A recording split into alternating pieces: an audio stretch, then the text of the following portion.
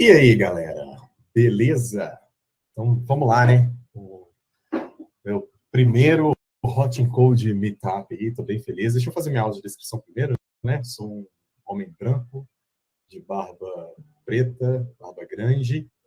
Estou vestido uma camisa azul.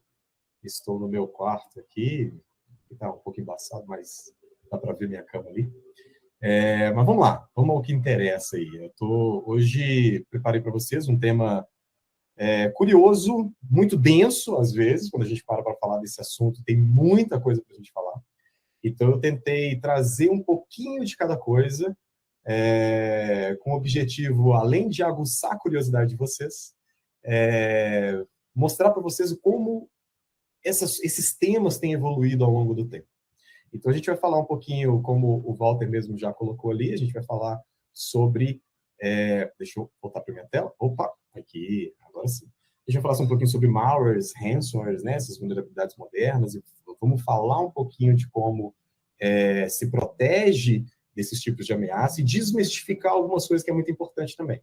Porque às vezes a gente tende a achar que determinadas coisas são como parecem e não é bem assim. A gente vai desmistificar algumas coisinhas aqui e vamos lá. Isso aqui, eu sou péssimo para fazer slides. E eu tive a proeza de pedir à minha equipe uma certa ajuda. Eu falei, galera, vocês podiam ir, alguém que manja mais de designer, manja mais de alguma coisa, podia me ajudar aí a fazer uns slides bonitos, aquela coisa, com animação.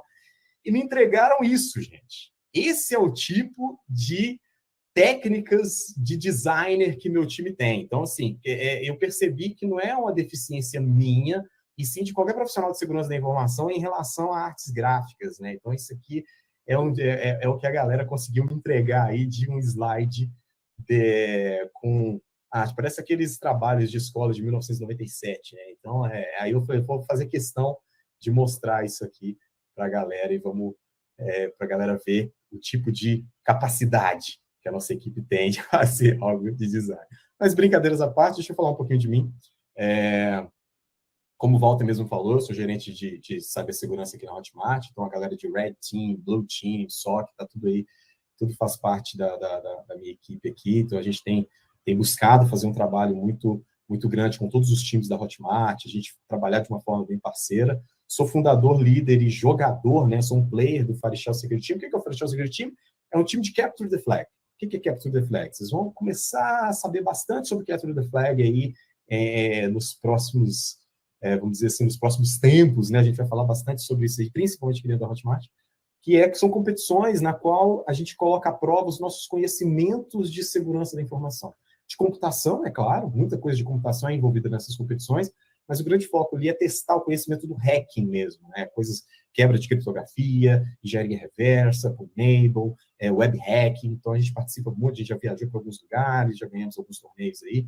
Então eu gosto muito de ter esse projeto, é um projeto sem fins lucrativos, é um grupo de pesquisa mesmo de segurança, onde a gente troca muita habilidades, muitas técnicas ali, e um vai se ajudando, são todos profissionais de segurança, tem gente fora do país também, então é bem legal. Quais são os meus hobbies dentro de tecnologia? Eu gosto muito de codar, eu sou um cara, sou muito apaixonado com coding, de programar, fazer coisas, hardware hacking, gosto do hacking também, de pesquisar segurança, curto muito isso, gosto de fazer meus hobbies ali de tecnologia, gosto de pegar uns malwares para fazer uma análise, para fazer uma engenharia reversa, de curiosidade, para aprender, por vontade mesmo. Meus outros hobbies é passar bastante tempo com a família, eu gosto muito.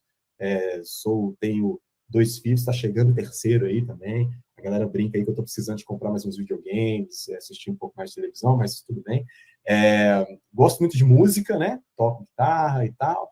Gosto de jogar um pouquinho de Fortnite com meu filho também. Sou um grande apaixonado com motorsports, Fórmula 1, NASCAR, qualquer coisa de automobilismo, e eu sou um grande amante da astronomia também. Então, vamos lá, galera. Primeira coisa, vamos entrar no tema agora. Primeira coisa que eu queria fazer com vocês é explicar algumas coisinhas, alguns termos que provavelmente em algum momento, quem não está familiarizado tanto com alguns termos de segurança, de cybersecurity, pode ver em algum momento e passar batido, não ter tanta curiosidade, talvez, de aprofundar no tema, então a gente vai passar bem rápido sobre alguns termos, algumas nomenclaturas, que durante a palestra eu provavelmente vou estar falando delas. Eu vou tentar falar um pouco mais rápido também, porque o tema é um pouco denso.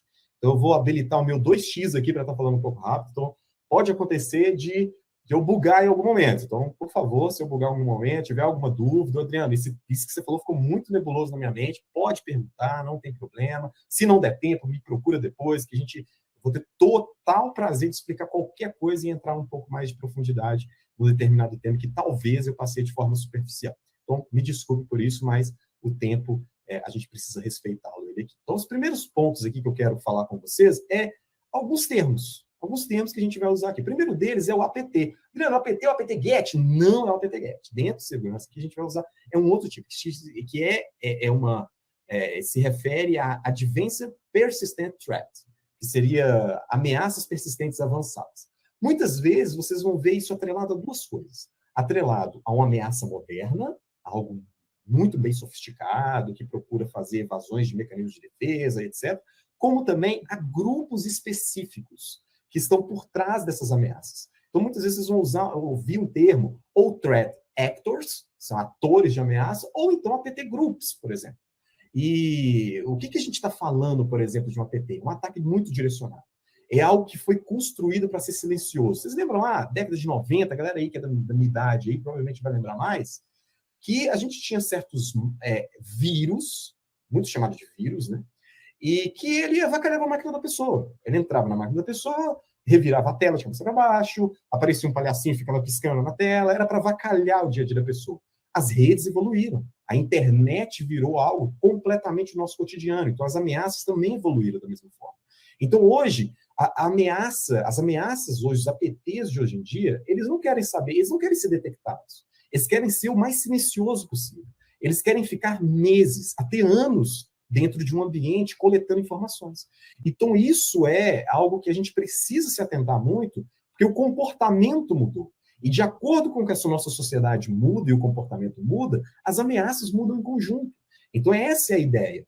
Então, hoje, quando a gente fala também de APT Groups, ou Threat Actors, a gente está falando de muitos grupos de cybercrime que estão até atrelados a governos, que têm interesses políticos por trás, que financiam esses grupos, e principalmente quando a gente percebe zonas de conflito, a gente vê recentemente nos noticiários, Rússia e Ucrânia, esses conflitos, muito cyberataque acontecendo, muitos deles estão por trás. Então, existem muitos APT Groups, né, ou Threat Actors, espalhados pelo mundo. A gente pode citar, se minha mente não falhar aqui, é claro, a idade vai chegando, existem vários times, os chineses, por exemplo, o Rafinium, por exemplo, o Zirconium é um time muito famoso na China também, o Red Apollo, também um time muito grande, chama de time, mas entenda que é um grupo de cybercriminosos. Existem grupos norte-coreanos também, como o Lazarus Group, por exemplo, um grupo muito famoso. Eles também são chamados de APT-38, ou seja, é muito associado o termo APT a um time específico. Existem os famosos times iranianos, principalmente que atingem muita indústria, por exemplo, como o Alex Keating, o Oliver Rig, por exemplo, que atua tanto em indústria como no ramo financeiro também. Então, isso é muito importante a gente deixar pautado aqui. O que é o APT? Está falando tanto das ameaças muito modernas, sofisticadas, silenciosas, quanto também esses grupos que usam isso com fins lucrativos ou financiados por governos e etc. Outro termo que a gente precisa entender também é o Blue e o Red Team. Isso vem muito da visão militar americana. Então, é uma coisa muito interessante, muita gente acha que o Blue e Red Team só está associado à cibersegurança, mas esse termo ele vem muito antes de ser associado à cibersegurança. O Blue Team, o que é a função de um Blue Team? Às vezes muita gente confunde que o Blue Team é o cara que é de segurança defensiva. Nem sempre. Nem tudo que é segurança defensiva é Blue Team. E o Blue Team, ele sempre vai fazer segurança defensiva. Esse é o grande ponto. O que o Blue Team ele olha? Ele olha as estratégias de defesa da empresa. Então, ele é um time que precisa olhar 360 para o que está acontecendo. Ele precisa olhar as ameaças, o que tem de novo. É um time que tem um perfil muito pesquisador. É aquele time que sempre vai tentar prevenir muito mais do que remediar.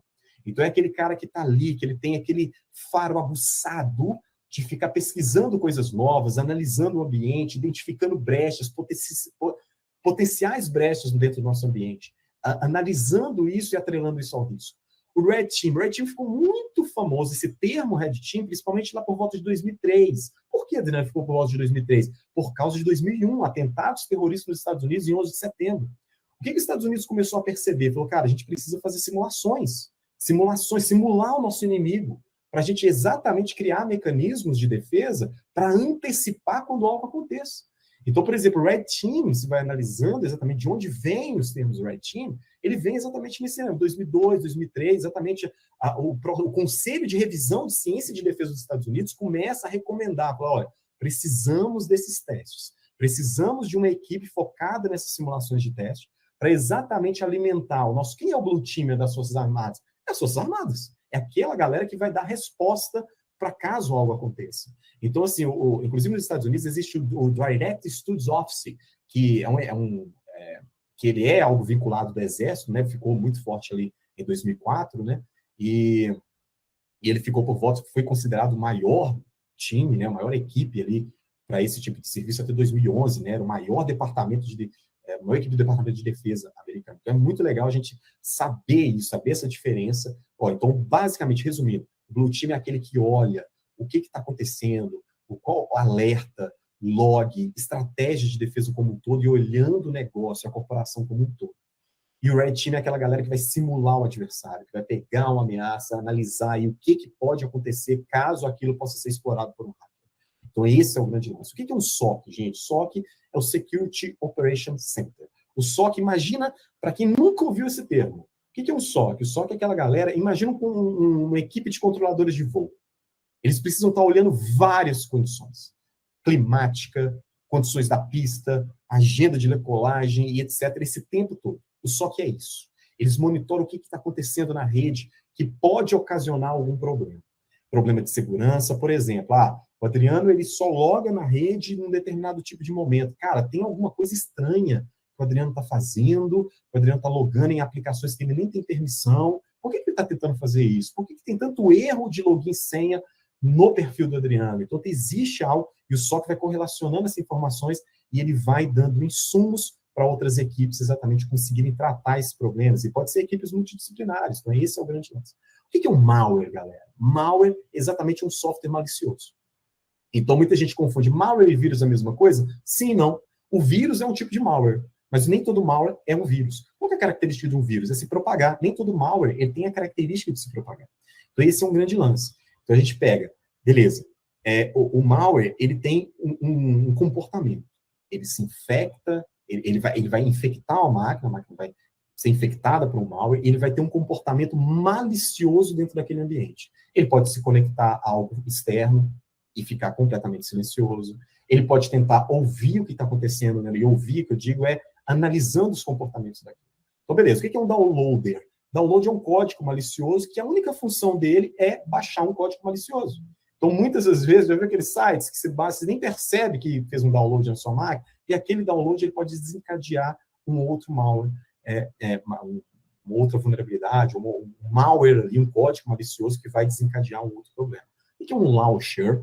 Um launcher também é um programa malicioso, né, claro, e ele é usado para lançar outros programas maliciosos. Às vezes pode acontecer um downloader acontecer, depois de um launcher acontecer, e pode acontecer algo, um efeito em cascata, acontecendo várias coisas ali. Então, normalmente, os launchers usam técnicas que não são muito tradicionais para lançar outros programas maliciosos, né? Então, a ideia deles é garantir um acesso silencioso, o mais silencioso possível, exatamente para ele conseguir trabalhar naquele ambiente de forma silenciosa. O que é um rootkit?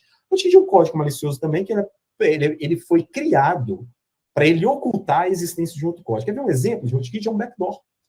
Alguém tem um software, um código específico, e existe um backdoor para fazer com que o atacante tenha acesso, ele retorne naquele ambiente de alguma forma. Então, ele lança um rootkit para depois ele abrir um código, esconder ali um código de um backdoor especificamente. E a gente entra em dois pontos aí que é muito interessantes, que também é dividido em outros dois tempos. Existe o Basic Static Analysis e o Basic Dynamic Analysis. Existe também o Advanced Static Analysis e o Advanced Dynamic Analysis. O que é isso, Adriano? Por que é importante saber isso? Porque a gente vai entrar numa seara aqui agora, que é entender como é que é feita uma análise desse tipo de caso. Esse tipo de softwares maliciosos, por exemplo.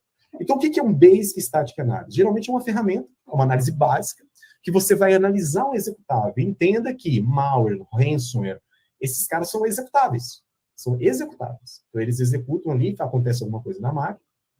Então, existe uma possibilidade de você capturar esse cara e analisar ele em um determinado ambiente. O que acontece? É muito importante vocês entenderem aqui.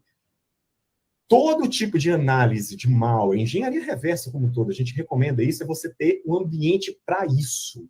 Não vai, pelo amor de Deus, não vai fazer isso na sua máquina de trabalho. Pelo amor, isso não existe. Eu aqui vou até mostrar para vocês, eu tenho uma máquina aqui, ó, toda tatuada aqui, muito louca, cheia de adesivos, que eu uso exatamente para isso. A máquina que ela nem se conecta em várias coisas aqui. Eu tenho uma rede separada para mim fazer esse tipo de análise. É uma máquina específica para isso. Eu tenho várias configurações ali que exatamente não vai afetar nenhum do meu ambiente ali, do meu trabalho pessoal. Então, toda uma análise que eu vou fazer aqui, tudo que eu vou mostrar para vocês são feitos em um ambiente completamente separado. Então, muito cuidado. Fazer algo. Eu tenho uma minha máquina aqui, ela é crucial, é uma máquina pessoal, ela é crucial para o meu trabalho. Então, não vai fazer isso, pelo amor de Deus. Então, coloque isso no ambiente, estrutura. Adriano, tenho dúvida. Queria saber mais sobre essa análise, tenho dúvida de como fazer.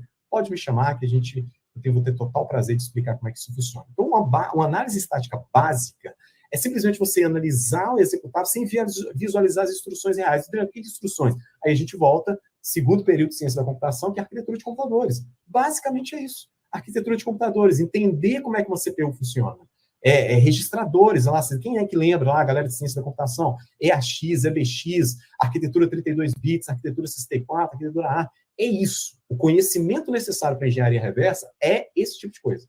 É entender muito bem a arquitetura de computadores, como é que a CPU funciona. Sem isso, cara, não adianta nem tentar fazer engenharia reversa. Então, a galera aí que talvez matou as aulas ali, de segundo período de computação, foi ali meu cachorro-quente ali no horário, então, vai ter que voltar lá, comprar muita coisa, ler muita coisa, para começar a relembrar algumas coisas ali que provavelmente eu também entendeu. O que tem o básico de dinâmica e análise? São técnicas básicas de análise dinâmica, que envolve você executar o malware e ir observando o comportamento dele no sistema, né? E vai analisando, cara. Vai analisando muitos desses. O Basic Dynamic Analysis é muito feito para analisar assinaturas e etc. Existe o Advanced Static Analysis e o Advanced Dynamic. Qual a diferença dos dois? Aí já entra uma coisa mais sofisticada. A análise estática avançada é quando você usa muitos disassemblers, debuggers, por exemplo, para você ir analisando instruções por instruções do que aquele malware, daquele ransomware, daquele aplicativo malicioso está fazendo. Então, analisar instruções de memória. O que ele está fazendo? Um jump not equal, por exemplo. Ele está chamando uma função nesse exato endereço de memória. É esse tipo de análise. É algo mais low level mesmo, para você ir analisando isso. Então, a análise de malware, para você entender essas ameaças, como é que elas funcionam, e o nível de sofisticação que ela tem, é você ir analisando dessa forma.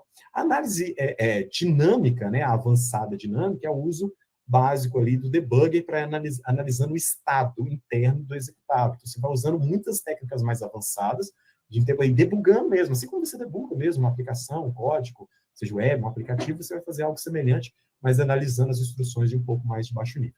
Beleza? Então aqui, super simples, né? Super tranquilo a gente chegar até aqui. A gente entra num tema que aí eu até dediquei um slide só para esses caras. Que é o quê? É a gente falar um pouquinho dos tipos de ransomware. O ransomware pode ser considerado um tipo de malware? Sim, ele começa ali. Só que também dos ransomware, ele também ramifica em outros tipos de ransomware. O primeiro deles é o mais famoso, que talvez provavelmente vocês veem muito aí nos noticiários, é aquela ameaça que ela invade o sistema e ela encripta os arquivos. Ela impede que as pessoas acessem aqueles arquivos. Todos eles são encriptados. E o ransomware é algo que ele vai extorquir alguma coisa. Ele sequestra o dado e ele vai extorquir, ele vai pedir um resgate. Ele fala assim, só vou liberar a chave para você decriptar isso depois que você pagar X, geralmente é uma carteira Bitcoin, alguma coisa do tipo, e etc. Nunca é recomendado pagar esse tipo de coisa, porque você não tem garantia, por exemplo, de que esses grupos que estão por trás desses ataques vão te entregar e vão liberar. Já tem vários casos hoje que a pessoa paga, a empresa paga, e depois ela não recebe nada, ou seja, ela tem um dano absurdo de imagem, de dado e financeiro, porque ela paga algo que ela não vai receber nada por trás. Então, não é recomendado nunca fazer isso e sempre usar os trâmites legais para isso. O que é o locker? O locker, geralmente, é também conhecido, se você pegar qualquer obra literária, ele vai falar que é um ransomware sem criptografia. Geralmente, esses caras realmente não usam criptografias, mas eles paralisam o sistema.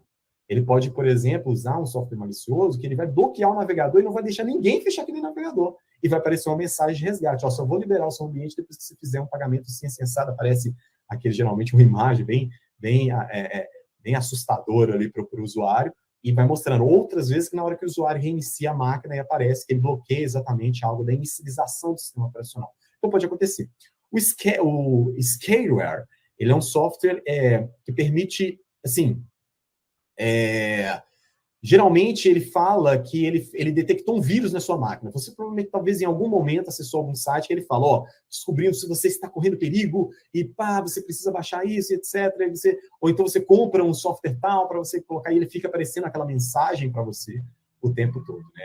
Existem alguns tipos de scareware que eles bloqueiam o seu computador e enquanto você fizer alguma coisa, uma extração desse cara, ele não bloqueia aquelas mensagens ali que fica falando que tem algo infectado, telas de pop-up, aquela coisa toda. Existe um outro termo também, que é o Lakeware ou Doxware.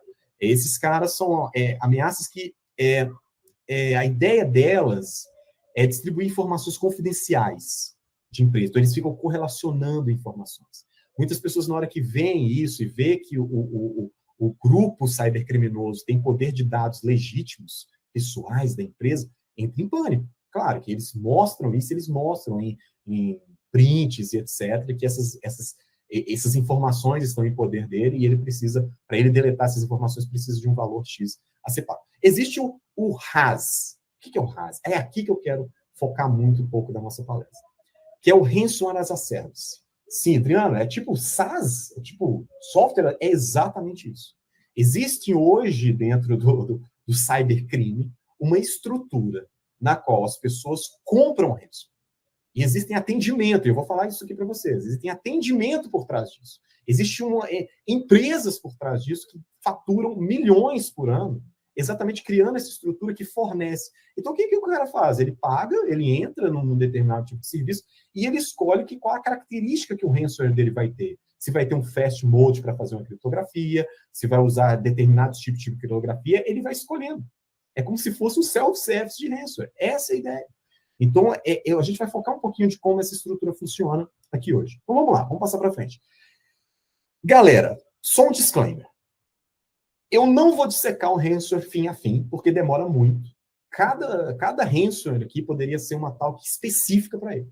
Então, eu não vou fazer isso fim a fim, do início, como é que eu inicio e etc., como é que faço todo o processo de descoberta. Não, eu vou pegar algumas técnicas e vou mostrar a curiosidade que essas técnicas estão por trás dentro desses caras. Então, vou passar, então vocês vão ver que talvez a linha do tempo não condiz com realmente um ataque de ransomware. E essa é a ideia mesmo. Então, eu vou passar, fazer uma forma resumida de como essas técnicas funcionam. São técnicas sofisticadas em algum momento. Vocês vão perceber. Então, a ideia aqui não é explicar como isso é construído, mas sim mostrar algumas técnicas e mostrar como é que hoje os mecanismos de defesa também precisam evoluir de algum momento. As equipes de cibersegurança também precisam estar em constante evolução para exatamente analisar e bloquear esses ataques em tempo hábil. Então, o primeiro deles, a gente vai analisar um ransomware. Eu não vou falar também o nome dos ransomwares, não vou falar os times que estão por trás disso aqui, mas, assim, tem muita pesquisa pública. Quem quiser, Adriano, queria aprofundar naquele assunto, você pode me falar um pouco mais, a gente pode entrar. Mas a ideia aqui não é falar nome de ransomware, os times que estão por trás disso aqui, a ideia não é essa. Beleza? Então, aqui, vamos pegar o primeiro exemplo. O primeiro exemplo, esse aqui foi algo que ficou muito notório ali por volta de 2019. 2019, 2020, né, final de 2019, até meados de 2020, era muito comum ver essa ameaça aí circulando em algumas empresas. Então, era essa mensagem que aparecia para o usuário. Ele falava isso, inclusive, eu queria que vocês focassem um pouquinho até naquela Key Identifier, que lá na frente eu vou fazer uma referência a ela, por que ela está aqui, que é algo muito interessante que esses caras constroem aí, não tem nada à toa aqui. Então, é muito legal. Então, esse aqui é a mensagem que aparece no sistema que é infectado, então ele entrega essa mensagem falando que ele precisa de um valor X, a carteira de Bitcoin dele está ali, se precisar de algum contato, tem o contato ali da pessoa para a pessoa tirar dúvidas, etc. Existe um Key Identifier ali que a gente vai falar nele. Então, o primeiro passo, eu tenho um sample, Adriano, eu estou com o ransomware aqui, beleza, tenho todo um sistema de análise aqui. Como você faz? Como é que você faz para analisar? A primeira coisa, eu uso uma ferramenta chamada Detect IT Easy, que eu jogo ali o executável ali dentro e vou analisar algumas informações sobre esse executável. Então, ali já traz algumas informações. Ele foi feito em VB, foi compilado em VB.NET, tá ali a versão do .NET ali, etc. Então, ali já tem alguns insumos para me direcionar a pesquisa. Eu sei que é algo voltado que deve atingir só a Microsoft e etc. Então, eu já começo a direcionar o meu ramo de pesquisa para algumas informações preliminares que eu consigo obter só numa análise. Lembra lá no Basic Static Analysis? Isso aqui é um Basic Static Analysis. Muito simples. Olhei, verifiquei algumas informações e vou para a próxima etapa. A próxima etapa é um pouco mais, analisar um pouco mais disso. Como é que eu posso subir esse software, por exemplo, para uma aplicação que vai me trazer mais detalhes? Então, aqui é uma ferramenta que eu uso bastante, chamada DNSpy, que é uma ferramenta que ela vai quebrando ali um pouquinho do código, vai desmontando algumas coisas, e vai me ajudando ali, através de análise do pseudocode, analisando exatamente qual que é a lógica que esse cara faz. Então, ali, analisando essa imagem, a gente já vê que tem muita coisa obfuscada. Essa é uma técnica que a maioria dos APTs, das ameaças modernas, usam. Obfuscar as coisas. Obfusca tudo, que é nome de variável, funções e etc., exatamente para dificultar as análises dos analistas, por exemplo. Então, ele sabe que alguém vai analisar isso em algum momento. Então, ele cria vários mecanismos para dificultar essa análise do profissional que está do outro lado. Então, essa é uma das técnicas. A obfuscação disso é você obfuscar várias variáveis, funções, para dificultar a análise, para atrasar a análise do analista. Imagina se tudo tivesse muito fácil. Seria o cara colocar aquilo ali, ele entender, ele sacar onde está a chave, ele desbloquear, etc. Não é a intenção desses caras. Esses caras eles querem ter tempo e eles querem ser o mais silencioso possível. Então, aqui é nesse Ransom aqui, você vê que tem muita coisa obfuscada. Existem ferramentas, por exemplo, a Day4Dot, é uma ferramenta muito usada para trabalhar um processo de obfuscação, mas você lança, né, esse ransom específico, você lançando essa ferramenta, ela não ia reconhecer o tipo de obfuscação que está aqui. Então, ali, você tem que trabalhar num processo um pouco mais complexo ali de desobfuscação para analisar e para fazer a depuração desse cara. Então, qual que é outro ponto interessante? Aqui eu queria que vocês prestassem muita atenção, que isso aqui é muito legal. Opa, olha o dedo gordo aqui. O que acontece? Isso aqui é muito interessante. Vamos lá. Tem 5 passos aqui que é muito interessante da gente parar e dar uma analisada. Tem vários mecanismos acontecendo nesse Ransom aqui que ele faz checagens para entender. O primeiro deles, na linha número 1, e ele está linkando da primeira para a segunda, você pode ver que está circulado, está ali, um quadradinho ali, em um nome: Virtual, VMware e VirtualBox. Entendeu? O que esse cara está fazendo? Ele está analisando se ele está sendo rodado em algum ambiente virtual. Esses caras entendem que se ele estiver rodando em um ambiente virtual é porque ele está sendo analisado. Então, ele chama uma função kill e ele autodestrói. Então, ele não vai ser usado dentro do ambiente virtual. Então, por isso que muitos analistas vão lá, tem uma máquina virtual, vai analisar aquilo ali, e ele não consegue ver nada funcionando, porque já existe uma função que detecta isso. Então, ele analisa, estou no VM, estou no ambiente virtual, opa, peraí, não vou rodar aqui. Vou ser analisado, então não vou rodar. Então, eu vou ficar quieto aqui, não vou fazer nenhuma modificação, então não quero olhar isso. Ponto 2. Olha que interessante, ponto 2. Ponto 2, tem 2 funções ali, tem, na verdade, uma que é mais curiosa ali, que é o Check Remote Debugger Present. O que é isso? Isso é uma técnica de anti-debug. O que esse cara faz? Para verificar se aquele malware, aquele ransomware, está sendo rodado em um debugger, ele já tem um check. Ele analisa, ele chama essa função para fazer esse check. Porque na hora que você sobe um debug, você sobe um processo, e ele vai subir um outro processo ali por trás dele para analisar aquele tipo de artefato malicioso. Então, ele tem uma autodetecção disso. Olha, estou dentro do debugger. Opa, não vou rodar. Não vou tentar criar uma forma de não executar aqui dentro. Então, ele tem essa técnica de anti-debug. O 3 ali é muito legal. Olha que interessante. Talvez quem já não olhou o nome daquela DLL vai sacar de cara. Mas ali a gente tem uma função, olha que interessante, o Get Module Handle. O que esse cara faz? Ele está chamando, a gente está passando como um parâmetro ali uma DLL, que é o SBIE, DLL.DLL. Cara, quem conhece um pouquinho de análise, sandbox, vai sacar de cara. Isso aqui, ele está fazendo uma checagem se ele está sendo rodado em um sandboxier. Para quem não conhece o sandboxier, ele é um sandbox de código aberto. Então, ele é um sandbox muito famoso, né, para a galera que faz análise de mag, ele é open source. E ele está sendo mantido por um cara chamado David Shanatos, se não me engano, eu acho que se os meus cabelos brancos me permitem lembrar, eu acho que é isso mesmo, David Shanatos. Depois, se alguém puder me ajudar aí, falar se é isso mesmo, entra no site lá do Sandbox e me fala se é isso o nome do cara, senão eu estou dando crédito para o cara errado.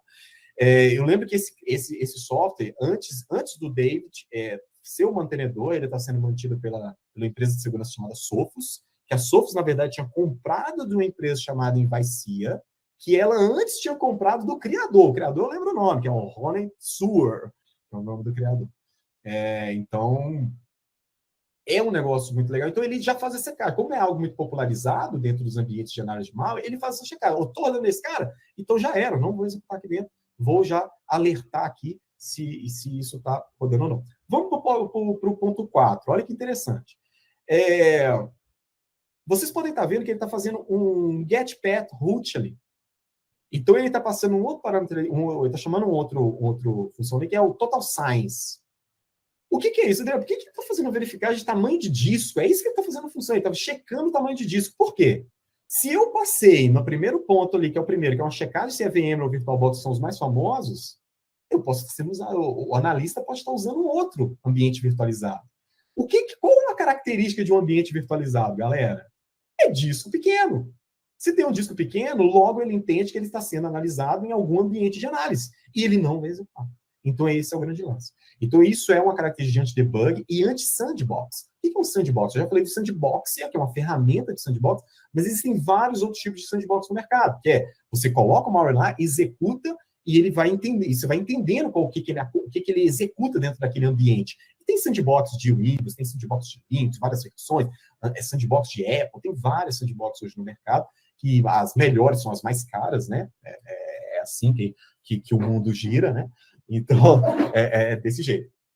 Então, eles têm vários mecanismos para detectar isso, para fazer sandbox evasion, por exemplo. Essa é uma técnica muito usada dentro desses riscos. O quinto passo é o quê? Ele verifica se ele está rodando num ambiente. Olha o parâmetro que ele passa dentro do contains, do to lower contains. Olha que ele passa XP. Se ele estiver rodando dentro do ambiente XP, também é uma possibilidade dele estar sendo analisado. Porque qual que é o foco desse cara? O foco desse cara, desse ransomware, desse malware, é ambientes Windows 8 e Windows 10. Ele não, para que ele vai analisar? Cara, o foco desse cara não é o Windows XP. Então, na hora que ele verifica que tem um ambiente, ele puxa ali um computer info, né? Você vê que ele está passando, ele passa ali um outro, ele chama outra função chamada OS full name, depois ele passa outros parâmetros e passa ali XP. Tem XP dentro do nome daquele host? Tem. Ah, beleza. Então, eu não quero executar aqui dentro. Beleza? Então, vamos lá. Vamos para a próxima etapa aqui, que é muito comum de ser utilizada, que é o quê? Baixar. Lembra lá que a gente falou do downloader, cara? Muito semelhante que esse cara faz. Esse é um trecho do código, você vê que ele está ali. E o que é isso, galera? Que tipo de hash é isso aqui? Isso aqui é um base 64. Dentro do código está passando um parâmetro de base 64, que o quê? Fazendo um decode de base 64, ele está fazendo um process hide. O que faz, Adriano? O que é process hide, cara? Process hide é uma ferramenta que ela é aberta, né? A galera está lá no GitHub, lá, a galera baixa. Ela é muito usada para ocultar processos de qualquer ferramenta de monitoramento que usa o quê? Pô, super fácil, né? Muito simples. É NT Query System Information. Isso do sistema operacional. Galera, toda ferramenta de monitoramento que está usando o NT Query System Information, o Process Hide oculta esse processo para ele não ser detectado e ser monitorado ali dentro. Então, ele passa ali um parâmetro, olha para você ver que ele passa ali o new URI, ou seja, ele faz essa checagem, ele checa isso lá, baixa isso para dentro da máquina que está infectada. Olha que doideira. Muito louco, né? Então, a gente vai para a próxima etapa. Próxima etapa, o que é isso, galera? Adriana, o que é isso? Está fazendo sentido nenhum para mim. Super simples. É o que ele está fazendo, um bypass de Windows Defender. Galera, o Windows Defender evoluiu demais nos últimos anos. Demais. Galera que talvez é anti-Windows, né? A galera fala, pô, Windows Defender. Cara, o Windows Defender é muito bom. É uma ferramenta de segurança muito boa. E a galera tem a forma como ele evoluiu ao longo do tempo, a integração que ele tem nas chamadas de API do Windows é muito boa. Então, assim, a gente vê uma evolução muito grande que a Microsoft tem trabalhado em cima do Windows Defender. E o que foi acontecendo ao longo do tempo? As ameaças foram evoluindo para bypassar o Windows Defender. E, galera, Adriano, você falou que o Windows Defender é bom, mas ele vai bypassar. Todo mecanismo de segurança é bypassado, gente. Não existe solução 100% segura, não existe caixa de Pandora. Existem exatamente mecanismos, camadas de defesa que precisam ser olhadas a todo momento. Por isso que eu falei lá dos times, lembra lá? SOC, Red Team, Blue Team, esses times estão exatamente para avaliar o ambiente, para fazer o nível de maturidade do ambiente evoluir a todo momento. Não é por mês, não é por ano, é a todo momento. O tempo todo está saindo coisa nova. Então sempre tem um bypass novo, sempre tem uma maneira de anti-debug, um evasion diferente. Então, nada mais é isso. Isso aqui que ele está fazendo, ele está bypassando isso do defesa. Como, Adriano, que ele está bypassando? Ele que nada mais é que modificação de chave de registro. olha aqui que interessante, ele vai lá, o próprio Hansel, ele consegue fazer uma manipulação de chave de registro e alterar isso para que ele consiga bypassar num ambiente que tenha o Windows Defender habilitado. Galera, eu estou bem no 2x aqui, então me perdoe mesmo. Então, isso aqui é uma outra função muito interessante, que tem vários comandos. Olha que interessante isso aqui. Vários comandos obfuscados com base 64. Você vê que todos os parâmetros estão com base 64. Na hora que você faz o decode disso, olha o tanto de stop que esse cara faz dos processos do sistema operacional. Stop de antivírus, stop de backups. Essa é uma característica muito comum de ransomware, tá, gente? Primeira coisa, ele analisa os mecanismos de defesa e tenta pará-los. Ele analisa os mecanismos de backup e tenta pará-los. Ele analisa os mecanismos de monitoramento e vão parando. Você vê que tem vários produtos de backup ali que ele vai analisando e vê se existe no ambiente para ele tentar fazer stop. Porque ele quer exatamente destruir o sistema. Então, esse é o lance. Como é que você destrói? Vai direto para os backups, para o sistema de monitoramento, tenta parar o sistema de alerta, cria persistência, então tem vários mecanismos ali. E aí a gente entra passando... Galera, só outro disclaimer. Eu estou passando bem rápido, peguei pouquíssimas técnicas desse cara para apresentar para vocês. Esse cara, a gente poderia ficar aqui a noite inteira dissecando esse cara, falando de várias possibilidades, de várias técnicas para ambientes diferentes. Então, não é o intuito dessa talk, tá? É passar algumas técnicas para a gente discutir elas aqui de uma maneira bem rápida. E entra no nosso processo de criptografia, que é na hora que ele já está ali para detonar o sistema, para criptar os dados, para criptar o sistema, para criptar disco, unidades de storage, unidades compartilhadas. Então, esse é o processo. E esse cara usa um mecanismo bem interessante, né? Então, ele usa um AES 256 no modo CBC para criptografar os arquivos ali dentro. Então, ou seja, a chave usada para a criptografia do AES, ela é derivada de uma senha, de um password, de um salt, né? Que ele está bem sendo usado ali na chamada de função. Eu até deixei aqui a chamada de função ali, um documento da Microsoft, né? Que é o RFC 2898, né? O Derive Byte Class. A galera que tem curso de programar para o Windows provavelmente já se deparou em algum momento com esse cara. Então, depois que o cliente usa, né, essa chave de criptografia, né, e etc., para criptografar todos os dados, o cliente que eu digo, cara, é o ransomware, tá? Porque eu estou falando do cliente, porque como é um RAS, um Ransomware as a Service, às vezes dentro da nomenclatura de cibersegurança, a gente refere esse cara como um cliente, porque ele está fazendo uma comunicação com o chamado C2, que eu vou mostrar para vocês daqui a pouco,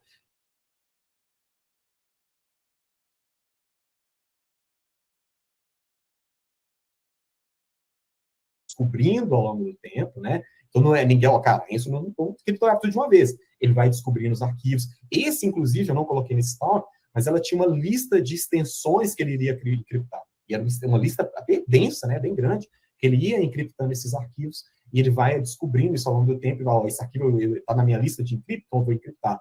Então, assim, ele vai usando essa chave, ele usa uma chave pública, né? 2048 de RSA, aí ele incorpora isso, né, para criptografar a senha de AES que vai ser usada para encriptar os arquivos, né? Então, você lembra lá atrás que eu falei para vocês, gente? Vocês lembram dessa key aqui que eu falei para vocês dar uma olhada e lembrar que eu ia falar dela lá na frente? É aqui que entra. Aquela key base 64 que está ali, ele usa aquela string base 64 ou seja, ela é adicionada ali na nota de resgate, né? E ele instrui a vítima para, na hora que, por exemplo, a vítima entrar nessa fase terrível, né, de ter que pagar, ele vai falar com a vítima no telefone ou no e-mail, ó, me envia aquela string que está lá na comunicação, que eu vou precisar dela para me fazer a decrypt da senha para te enviar. Então, basicamente é isso. Então, assim, Adriano, mas como é que é feito esse processo da senha, esse processo de criptografia? Talvez para quem não tem muita familiaridade com a criptografia, conhecimento mais profundo de AES, CBC, Salsa 20, etc., essas faturações matemáticas, criptologia como um todo, talvez possa parecer confuso. Mas, Adriano, como é que isso é construído por trás do ransomware? É na hora que o cara vai comprar esse ransomware, ele determina, ele fala assim, olha, eu quero assim, eu quero com a criptografia X, eu quero que ele ele vai incluir a senha de forma estática ou de forma dinâmica. Ele define isso no processo de contratação do ransomware. Então, isso aqui é muito interessante. Esse ransomware, especificamente, ele usa um modelo, uma forma de encriptar os dados com um processo chamado de fast mode, né? É um processo que ele faz. Ele não encripta o arquivo inteiro, ele encripta parte do arquivo.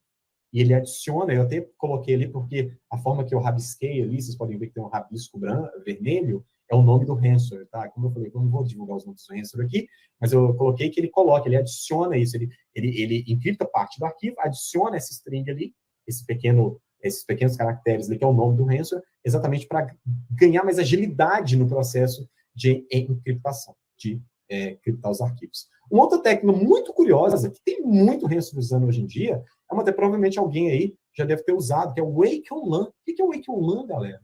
É você ligar uma máquina de forma através da rede. Adriano, isso é possível? É possível. Você configura determinadas formas, o que esse cara vai fazer? Então, assim, isso é um recurso de hardware, tá, galera? Tem muita placa-mãe que permite isso. Então, tem muito, isso é chamado de WOL, ou Wake on LAN, depende de como você vai falar isso. Então, assim, ele é ligado de forma remota. Como é que o ransomware faz isso? Primeiro, ele usa, né, um ARP, né? Ele pega ali, ele vai analisando IP, MAC address e faz isso na tabela, e depois ele manda um packet magic, por exemplo, para esses hosts remotos, por exemplo. Já viu que muita gente fala, ó, quando tiver infecção de rede, desliga das máquinas. Dependendo do tipo de infecção, eles conseguem ligar as máquinas de novo, através da rede. Então, assim, para quem quiser ter mais curiosidade, aprofundar um pouco mais no Wake on LAN, existe um artigo até no Wikipedia mesmo, muito legal, vocês podem ir lá dar uma lida e entender como é que isso funciona. O Wake on LAN é possível, sim, liga a máquina através de um packet magic que você usa na rede, bem resumido. Galera, vamos entrar para o segundo exemplo, bem rapidinho aqui. Esse é um exemplo que eu fiz algumas análises desse ransomware no ano passado, foi logo que teve uma empresa brasileira que foi atacada por esse cara, e eu tive ali, na outra empresa que eu trabalhava, a galera começou a se mobilizar, eu falei, cara, deixa eu pegar esse cara, deixa eu descobrir onde está esse cara, pegar um sample aí, já tinha muitos analistas já no mundo de segurança, já analisando, eu consegui obter um sample específico e fazer uma análise aqui no meu ambiente, e foi terrível, porque ele usa vários mecanismos de complexidade de análise aqui que eu apanhei e muito para analisar. Talvez pelo meu nubice, né? Talvez por todas as minhas limitações técnicas em relação a isso para me analisar, eu tive muita dificuldade no início. O primeiro deles, é importante falar desse cara, já ia me esquecendo, é que esse cara, esse ransomware específico, ele atacou, ele explorava uma vulnerabilidade que é do Oracle WebLogic, que provavelmente vocês já devem ter cansado de ouvir desse cara. Se também meus cabelos brancos me permitem a lembrar, se eu não me engano, o CVE dessa vulnerabilidade é CVE 2019-2725. Quem puder confirmar e jogar no chat aí se eu estou certo ou se eu estou caducando, pode, por favor, me ajude. Vocês vão me ajudar, uma pessoa que está avançada de idade. Então é isso. Esse cara explorava essa vulnerabilidade do WebLogic. Então, muitas empresas brasileiras foram infectadas por esse cara. Mas, Adriano, quando você está falando de dificuldade, qual a dificuldade que você teve? Primeiro deles é que é uma análise que, se eu começo a analisar e eu posso mandar esse artefato para outra pessoa, vai ser completamente diferente. Ele constrói o IAT. O que é o IAT, Adriano? Você fala de IAT, é um Import Address Table. Então, eu preciso de uma tabela de endereços para me analisar um determinado binário. E quando ele é construído de forma dinâmica, isso me impede de fazer uma análise mais rápida. Eu vou ter que gastar tempo para entender isso. Cara, depois de muita noite de sono, perdida para analisar isso, eu fui pesquisando, eu vi alguns pesquisadores fazendo um trabalho muito semelhante, e ali eu cheguei. O que eu precisei fazer? Talvez tenha até formas mais fáceis de fazer, viu, gente? Talvez a minha limitação mesmo me impeça de descobrir outras maneiras de fazer. Mas o que eu consegui fazer depois de muita pesquisa? Como ele constrói isso dinamicamente, ou seja, tem muita string criptografada, os endereços sempre vão ser randômicos na hora que eu importo, etc. Então, ou seja, basicamente, o que ele faz? Ele percorre uma tabela, uma lista de the words. Você pode ver que do lado aqui de vocês tem uma lista, né, de the words aqui, que eu coloquei aqui para vocês verem. Ele analisa isso. Então, o que ele pega? Ele pega um ponteiro de função, que é o ponteiro correto, né, no IAT específico, e ele coloca esse ponteiro dependendo do valor do the word. Muito simples. Na hora que a gente descobre como é que é feito, né? Porque, cara, estava chorando sangue já para descobrir isso. Depois de muita pesquisa, eu vi que tinha um pesquisador que ele até recomendava usar uma ferramenta chamada Silahite. Eu nunca tinha usado na minha vida e usei, exatamente, foi muito legal. Que aí eu consegui avançar no teste. Nem assim eu fiz todo o teste, porque também falta tempo, um monte de coisa para ter outras coisas para fazer. Enfim, outra coisa que na época eu estava analisando é que ele tinha, né, exatamente linhas de comandos específicas para trabalhar ali dentro do ambiente. Então, o atacante em controle disso, ele tinha linhas de comandos que ele poderia executar ali dentro. Então, dentro do pseudocode, você poderia ver essas linhas de comando ali explícitas dentro do code, depois que você começava a fazer essas análises ali dentro, entendeu? Um outro ponto muito interessante, que tem muito ransomware usando hoje em dia. Então, assim, ele analisa, depois que ele infecta o host, o ambiente, ele analisa idioma do sistema e layout de teclado. Adriano, para que isso, cara? Para que ele está fazendo isso? Ele analisa para ele não atacar países da ex-União Soviética. Tem muito ransomware russo, chinês fazendo isso. E eles analisam países que têm, de certa forma, parcerias, laços econômicos com eles, e eles não atingem. Então, ou seja, dentro dessa lista, eles não vão atacar esses países. E outra forma, por quê? Mas por que ele analisa? Por exemplo, como é que ele analisa isso? Ele analisa primeiro, ele chama a função, né, o get user default language, e também o get system default language, para exatamente fazer esse tipo de check. O outro ponto, ele analisa também a questão dos teclados. Você já ouviu falar do teclado sílico, que é muito usado nesses países do leste europeu? Então, eles não atacam esses países. Então, muito ransomware que vem de leste europeu, muito provavelmente eles têm uma lista semelhante a essa para fazer isso. Existe um outro processo também que eu não vou detalhar aqui, que é o processo de persistência, que é o quê? É o cara manter ali o acesso dele por mais tempo possível. Muitos deles, eles conseguem, através de acesso ao sistema, mandar uma janela WAC para o usuário, aquela janela com permissão específica. Quantos usuários vocês conhecem que lê mensagens de erro que aparecem na tela? Gente, pouquíssimos. Então, quando eles mandam isso para a tela do usuário, o usuário tem a tendência, vai lá, permitir acesso, plim, e clica naquilo, pronto, o resto já tem várias coisas, vários processos de persistência ali dentro do ambiente em que ele vai conseguir fazer muita coisa. Outro processo muito semelhante, que é o processo de comunicação com o comando controle, outro chamado de C2 também. Então, ou seja, a gente tem uma lista aqui em JSON, dentro desse resto, você poderia ver isso, ele entrega uma lista, né, no processo que ele vai passando por etapas, viu, gente? O resto ele vai analisando etapas, cada etapa chama uma outra seguinte e assim por aí vai. Então, quando o campo, por exemplo, de configuração de rede, ele entende que está definido, galera, estou estabelecendo uma comunicação, beleza, o malware, o ransom, vai usar aquela API, né, o WinHTTP, por exemplo, para enviar os dados de chave, fazer a troca de chave junto com o servidor, que é o servidor remoto do atacante, para fazer esse acesso. Então, ali, você pode ver que eu até deixei aqui, ele constrói, né, uma URI, ele faz uma construção de uma URI aqui específica, ele faz uma chamada, depois ele manda um post nesse padrão que eu deixei aqui para vocês. Entendeu? Muito simples.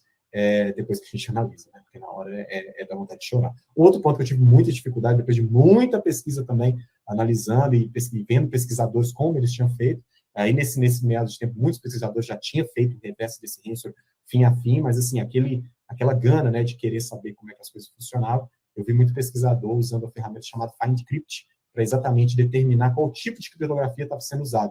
E nesse tipo estava sendo usado o AES e o Salsa 20, então era uma coisa ali. Você vê que cada arquivo que ele vai encontrando, ele chama uma função MW NumPy Files, né, de uma matriz do Salsa 20, por exemplo, e ele faz uma configuração de chave de criptografia exclusiva. Né? Então, ele usa o Salsa 20, tanto o AES 256. Não, ele, no caso, ele está usando só o AES.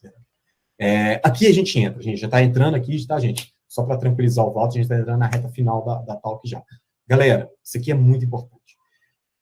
Em meados de fevereiro desse ano, surgiu um negócio, eu até também fiz a questão de ocultar o nome desses caras, mas quem quiser saber mais, eu mando, não tem problema.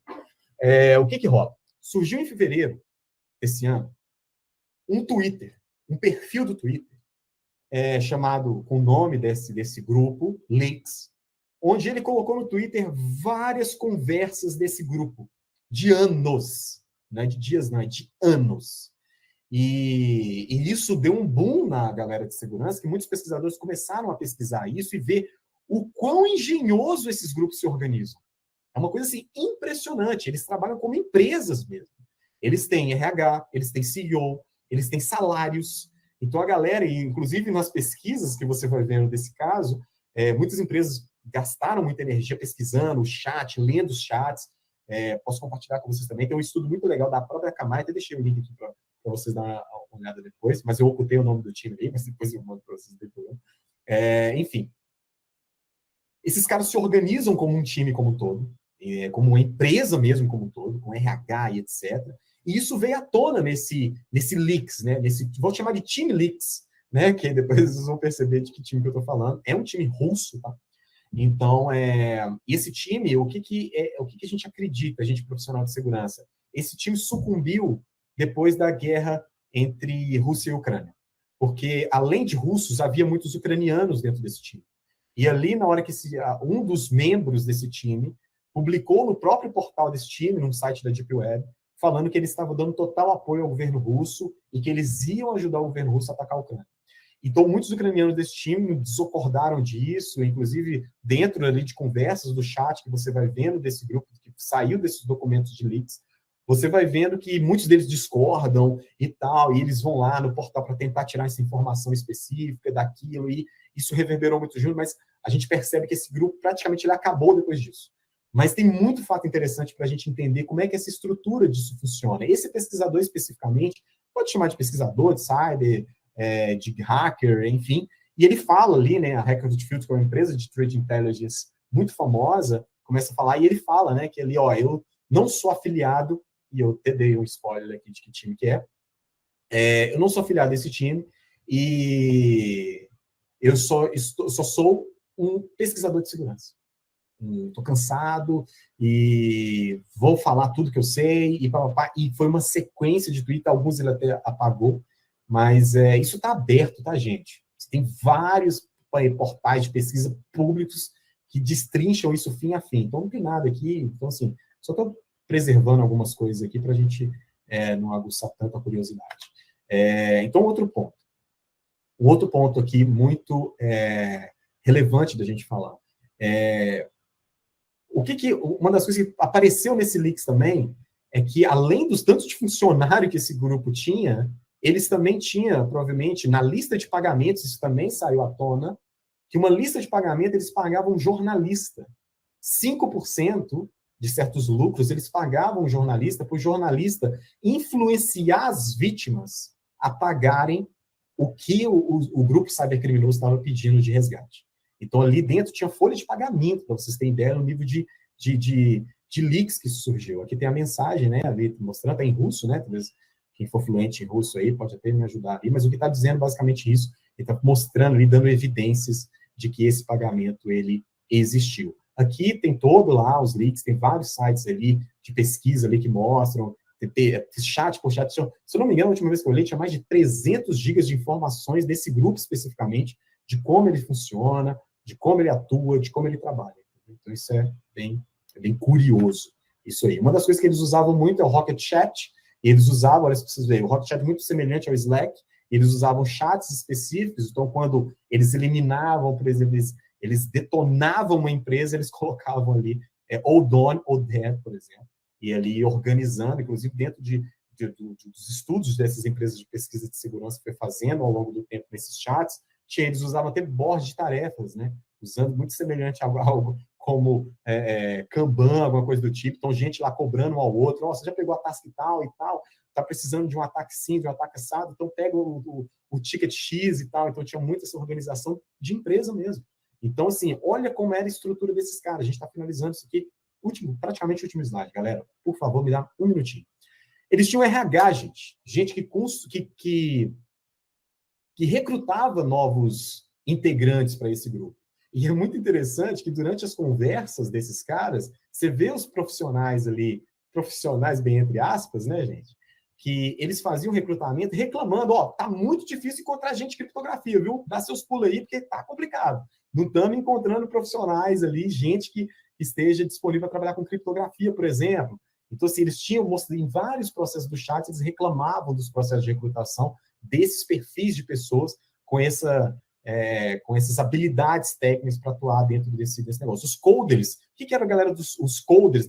Esses termos que vocês estão vendo na tela são termos que eles mesmos se chamavam, viu, gente? Não foi termo que eu inventei, não. São termos que eles mesmos se autodenominavam ali dentro. Aquilo ali. Então, os testers, os coders, por exemplo, a galera que mantinha os códigos dos malwares, por exemplo, os back-ends dos servidores, os painéis de administração, né, para as pessoas que iam lá e comprar os ransomwares daquele processo RAS, os testers, por exemplo, a galera que analisava os malwares e verificava soluções de segurança. Inclusive, um ponto curioso desse time esse grupo que tinha pessoas que compravam soluções de segurança, soluções de segurança famosas, porque eles compravam isso e ia analisando dentro do ambiente deles para ver, cara, qual a efetividade que o nosso malware tem para bypassar esses mecanismos de defesa. Então, eles tinham todo um aparato de segurança para testar os próprios ransomwares. Os crypters, por exemplo, são encarregados de fazer alterações dos payloads, dos binários, para trabalhar nas formas de criptografia um pouco mais profundo. O sysadmin, que era o responsável por fazer infraestruturas de ataque, manter o C2 no ar, por exemplo, que esse comando e controles no ar, por exemplo. A galera de offensive team, então, ou seja, no processo que o malware infecta a máquina, que ele já tem acesso com o C2, entrava esse time exatamente para fazer escalação de privilégio, para fazer alguns ataques dentro do ambiente de uma maneira um pouco mais manual, né? Então, ele tem muitas coisas manuais ali que dá para você fazer no ambiente, quando o ambiente está comprometido. Então, o cara, ele entra, começava a dissecar o ambiente e entrava esse time específico. Existia um time chamado de OSINT Specialists in Negotiation Staffs. O que são esses caras? O OSINT iria procurando presas, analisando o LinkedIn, verificando coisas, mandando phishing para a galera. E os negotiation staff são pessoas que são exclusivas para fazer negociação, para atender um e-mail, para atender um telefonema. Existem casos, os caras tinham telefone, cara, é uma coisa absurda. Existem pessoas específicas para isso. Isso vem tudo à tona nos leaks que foram aparecendo publicamente, e muitas empresas de segurança começaram a fazer os estudos. Então, concluindo, gente, extrapolei 2 minutos, me perdoem, mas vamos lá. Conclusão. O que a gente pode fazer, Adriano, para a gente criar mecanismos de defesa, alguma coisa do tipo, entendeu? O que a gente pode fazer? Tem várias camadas de defesa. Esse é o primeiro ponto. Não existe nada 100% seguro. Nada. Então, ou seja, quem pode acessar o quê e onde? Galera, se uma pessoa ela tem um determinado tipo de acesso, por que ela vai ter que ter outro acesso? Essa revisão de acesso, de perfis, isso tem que ser feito de forma constante. Não é um projeto. É algo que precisa ser feito constante. Monitoramento e controle de processos e sistemas operacionais, é entender como é que os sistemas operacionais funcionam. Por isso que o conhecimento dos profissionais de cibersegurança precisa de ter profundos conhecimentos computacionais, que é para entender as particularidades, as chamadas, entender muito bem de web, como é que é feita uma chamada de API, o que eu entendo, o que é aceitável, o que não é. É entendendo muito isso. A proteção interna e externa. Não adianta nada você ter exatamente o seu, ali o seu ambiente interno muito bem protegido, se o seu perímetro está completamente zoado. Tem que olhar para os dois lados, entendendo o comportamento do usuário, isso é muito importante. O nosso usuário, ele é algo que a gente precisa cuidar o tempo todo, se informar cada vez mais, a equipe de cibersegurança cada vez mais próximo dos usuários ali, do dia a dia, isso é muito importante. Ter processo de backup bem consolidado, bem testado, equipes bem treinadas, né? Seja equipes técnicas bem treinadas, quanto a equipe de usuário mesmo bem treinada. Treinar o usuário é muito importante. Usuário, chegou uma coisa estranha, não clique, pelo amor de Deus, não faça isso. Chegou um e-mail assim, sensato. Controle de extrema atenção com credenciais. Se tem acesso ao administrador, não, por que eu tenho meu acesso Adriano, tem que ser administrador de um monte de coisa? Entendeu? Acessos a administradores locais ativos em máquinas, isso é muito, muito preocupante em ambientes. O que é não clique? Não clique nas coisas. Assim, tem coisa suspeita. Estou recebendo um link no chat aqui que eu não conheço ninguém. Não clique, cara. Adriano, eu recebi um link no Instagram falando que eu ganhei 70 Bitcoin. É mais Bitcoin na queda que ele tá, né? Cliquei no negócio. Cara, não clique nessas coisas. Entendeu? Então, assim, você pode estar no seu equipamento pessoal que pode desencadear um ataque corporativo no futuro. Então, assim, essas ameaças, elas trabalham de forma silenciosa. E colabore com a sua equipe de cibersegurança. Cibersegurança, galera que é dev, galera que é de outras áreas. Cibersegurança não está aqui para travar a sua vida. Cibersegurança, muito pelo contrário, está aqui para facilitar a sua vida, para te ajudar, para você dormir tranquilo. É esse o nosso trabalho. Então, a ideia, às vezes a galera olha cibersegurança, pô, esses caras aí, velho, esses caras aqui vai travar minha vida, vai bloquear meus acessos. A gente não está aqui, não é para isso. A gente está aqui para ajudar você, para tirar dúvida, para trabalhar em conjunto com vocês, para exatamente a gente levar os mecanismos de segurança dentro de onde a gente está, dentro da nossa vida pessoal mesmo, a gente está o tempo todo conectado, a gente precisa entender disso, e a gente tem uma equipe muito bem treinada aqui que pode ajudar vocês nisso aqui. Beleza, galera? Desculpe aí, passei 5 minutos, 1000 perdões, mas espero que vocês tenham gostado aí um pouquinho do tema que eu trouxe para vocês. Beleza? Galera, fantástica aí a fala do Adriano.